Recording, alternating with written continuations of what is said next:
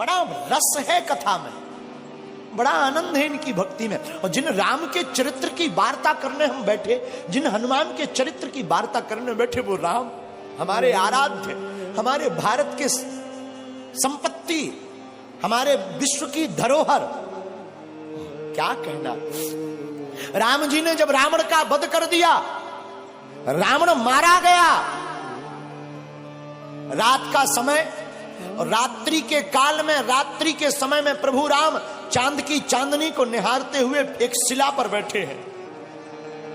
उसी समय पीछे से एक स्त्री आई और स्त्री की छाया राम जी ने देख ली, और स्त्री की छाया देखकर प्रभु राम खड़े हो गए और खड़े होकर के धीरे से हाथ जोड़कर कहा, कौन हो मां? हे मां, तुम कौन हो? कृपा करके अपना परिचय दीजिए। इतना सुनते ही वो छाया रूपी जो स्त्री थी फबक फबक कर रोने लगी। प्रभु श्री राम ने कहा, क्या हुआ, कौन हो तुम? तो वो जो स्त्री थी वो बोली, राम मैं कोई और नहीं, मैं अभाग्नि पापनी रावण की पत्नी मंदोदरी हूं। तो प्रभु श्री राम ने कहा, मां रावण का तो आज वध हो गया और तुम इतनी जल्दी इतनी रात को अकेली मेरे पास क्यों आई हो? क्या बात है मां, सब ठीक तो है, सब खैरियत तो है ना मां? मां हम जानते हैं आपको आज कष्ट हुआ होगा, पर करें क्या, विधि का विधान है, युद्ध में तो मृत्यु और जन्म, जो बच जाता उसका पुनर्जन्म हो जाता, जो नहीं बचता उसकी मृत्यु होती है। मंदोदरी कहती, राम मैं कुछ नहीं देखने आई, बस तुम्हें देखने आई। राम जी ने कहा, क्यों मां? तो मंदोदरी कहती है, राम मैं देखना चाहती हूं कि वो वीर कौन है, वो रघुवीर कौन है जिसने हमारे इतने सहनसाह पति को ढेर कर दिया, और उसमें ऐसी कौन सी बात है कि जो हमारा पति किसी से नहीं जीत सका, उसको भी मार डाला। तो प्रभु राम ने हाथ जोड़कर पूछा, मां आपने मुझ में ऐसा क्या देखा, जरा बताओ जो तुम्हारे पति से अलग है। मंदोदरी कहती, राम एक मेरा पति था जो पर स्त्री को अपनी पत्नी बनाना चाहता था, और एक राम तुम हो कि स्त्री की छाया देख करके भी खड़े होकर मां से संबोधित करते हो। ये राम का आदर्श, ये प्रभु श्री राम का स्थापित आदर्श है। ये हमारे आपके भारत के लोगों का सौभाग्य है। मेरे लोगों, आज तक तुमने सिर्फ राम की रोती हुई वार्ताओं को सुनकर उन्हीं को चित्त में रखा। राम वनवासी है तो राम वीर भी है, और राम रघुवीर भी है, और राम के दूत महावीर भी है। और हम तुमसे इस बात से ये कहना चाहते हैं कि तुम राम के वंशज हो, तुम भी वीर हो। अब सनातन की रक्षा के लिए तुम भी खड़े हो जाओ और हिंदुओं एक हो जाओ।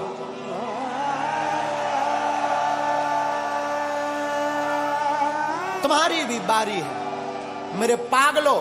ना तो हम तुम्हें चमत्कार दिखाने आए हैं, ना हम तुम्हें कथा सुनाने आए हैं। 100 की बात यह, हम तो अनपढ़ गवार हैं। सच बताएं, हम तो कुछ नहीं जानते, अनपढ़ गवार हैं, बहुत मूर्ख हैं, हमारी कोई पढ़ाई लिखाई है नहीं। जो भी है गुरु कृपा, हमें तो हनुमान जी ने चुना, ये हमारा सौभाग्य है। बस आप लोग हमारा परिवार हो, और हम चाहते तुम्हारी आंखों में आंसू न रहे और तुम भी हनुमान जी के हो जाओ।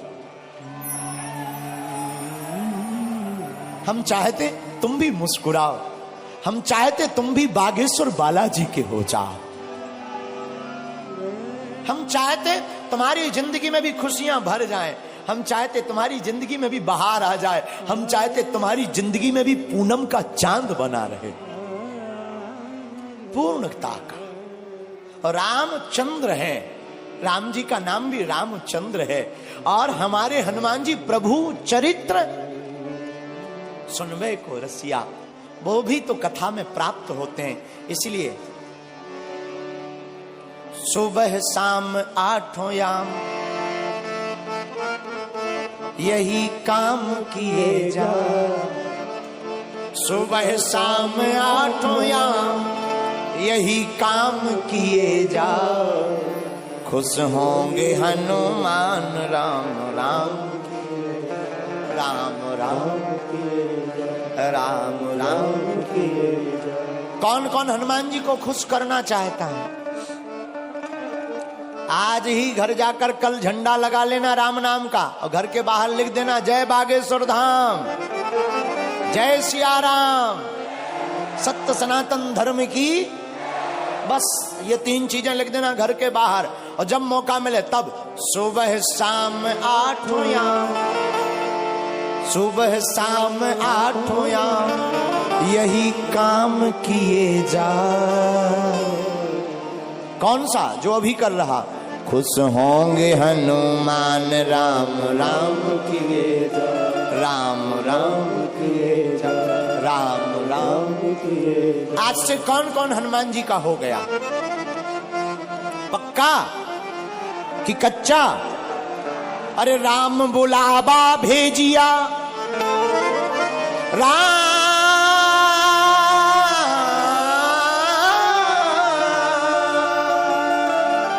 राम बुलावा भेजिया, दिया कबीरा रोए,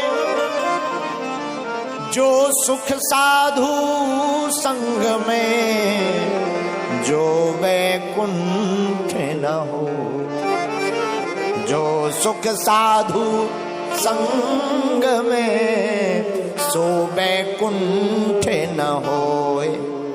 आप लोग 4 घंटे से बैठे, क्या तुम्हें घर की याद आ रही? भूख? जो कर्जा चुकाना है वो याद आ रहा क्या? जो मिलने जाना है वो याद आ रहा क्या? देखो कितनी अद्भुत बात है। प्रभु की कथा में तुम्हें कुछ याद नहीं आ रहा। हम यही तुमसे कहना चाहते हैं, तुम थोड़ा मुस्कुराते हो, फोटो अच्छी आ जाती है। जिंदगी भर मुस्कुराते रहो, पूरी जिंदगी भी तो अच्छी आ जाएगी यारो, है? इसीलिए आप कथा में थोड़ा बैठे, आपको भूलने की आदत पड़ने लगी। हम तुमसे यही कहते हैं, तुम्हारी जिंदगी में दुख है, तुम सदा के लिए बागेश्वर धाम के हो जाओ। दुख का तो पता ही नहीं चलेगा कहां भाग गए हैं। राम बुलावा भेजिया, दिया कबीरा रोए, जो सुख साधु संग में, सो वैकुंठ न होए। और रामचरितमानस में गोस्वामी जी कहते, सत्य संगत मुद मंगल मूला, सत्य संगत मुद मंगल मूला, सोई फल सिद्धि सब साधन सूला। और दूसरी जगह रामायण में गोस्वामी जी कहते, बिनु सत्य संग विवेक न होई, राम कृपा बिनु सुलभ न सोई। और हनुमान चालीसा में भी हनुमान जी के लिए लिखा, प्रभु चरित्र सुनबे को रसिया, प्रभु चरित्र सुनबे को रसिया, राम लखन सीता मन बसिया, राम लखन सीता मन बसिया। तो जैसे हनुमान जी कथा के प्रेमी हैं, तुम भी हो जाओ।